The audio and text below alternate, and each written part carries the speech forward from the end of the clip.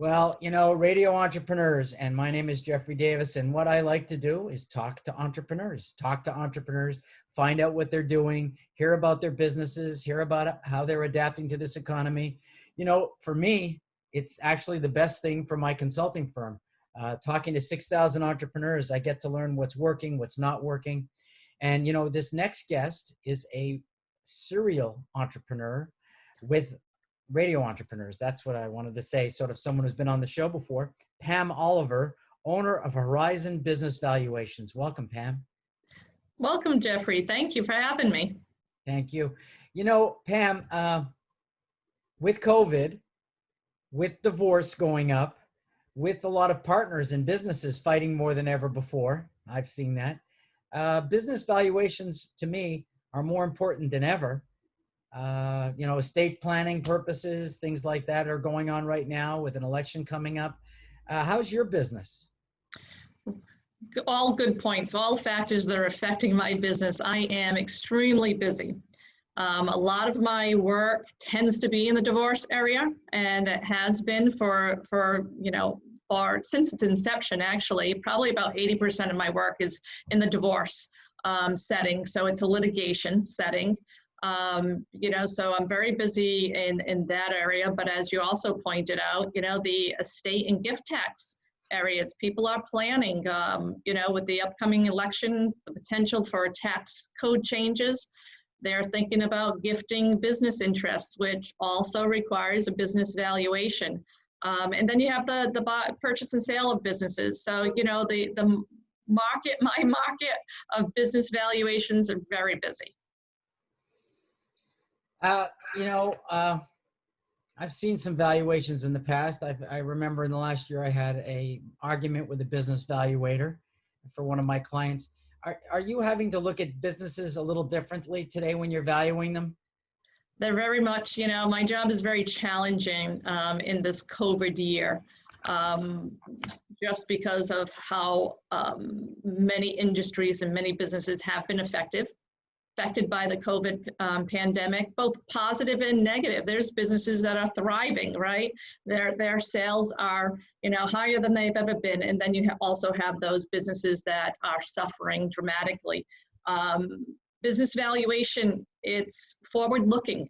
So, we need forward-looking information on businesses to evaluate them. And, how do you look forward at what the future is going to hold for any business at this point in time? It makes it very difficult. Well, let's take the one in between. Let's say somebody's down 15% over last year, but they're solid. Would the business not potentially be more valuable today because they were able to hold on to a profitable business and keep it going through COVID and wouldn't that be an indicator that it may be more valuable than we thought it was because it's resilient than what we would have thought a year ago? So they're down, but they're maybe more valuable. Well, the fact that they're down, we got to look at whether it's a permanent difference or a temporary difference in their operations, because there are businesses that have to permanently change, that have made permanent changes. Or if it's just a temporary, decline in sales that they're going to rebound from. And that's where you talk about that strength and that resilience. Valuation, it's not only a qualitative analysis that looks at, the numbers of a company, but it's also a quantitative analysis that looks for the financial, the strength of management, its resilience, the culture of the business. So those aspects do make a business more valuable. Right. So we're looking at all of those things. We're looking at those numbers, but we're looking at the quality of management and how well the company is run. So Pam, how do we? I'm sorry. How did you get into this business? What's your career? So my career has always been as a certified public accountant. So I entered public accounting after graduating from college, and from there I worked with small to mid-sized businesses, and I continued to work for small to mid-sized businesses my entire career. It's just that at some point in time, being a young professional, I was a sponge looking for, more information, more expertise, and I stumbled across business valuation. So timing is everything. I ended up working for an accounting firm that was doing some business valuation work before it really became a recognized expertise. And then before you know it, in the year 2000, Horizon was originated, and I've been doing business valuations ever since. Is this your first entrepreneurial venture? It is. And this year we're celebrating 20 years in business. Well, as you know, accountants are known for being, edgy risk takers. Very much so. Yeah. Is this a big change for you?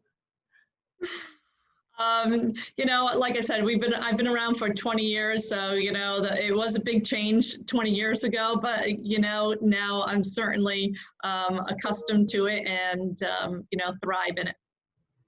Well, that's interesting.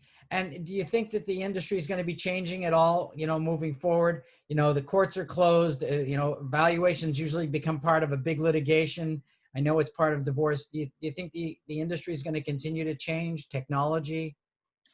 When it comes to the court systems, I do think that you're going to see a permanent change in how they handle, their litigation cases.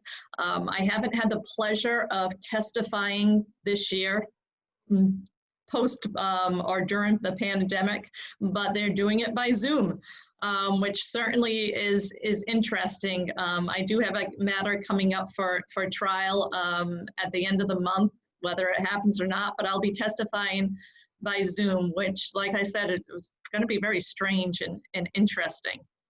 So without giving out names, is this a corporate litigation or a personal? Personal. So it's a divorce. Yeah. And divorce, I've been told this is not a great time to get divorced in this economy. It's the worst time, for families, for kids.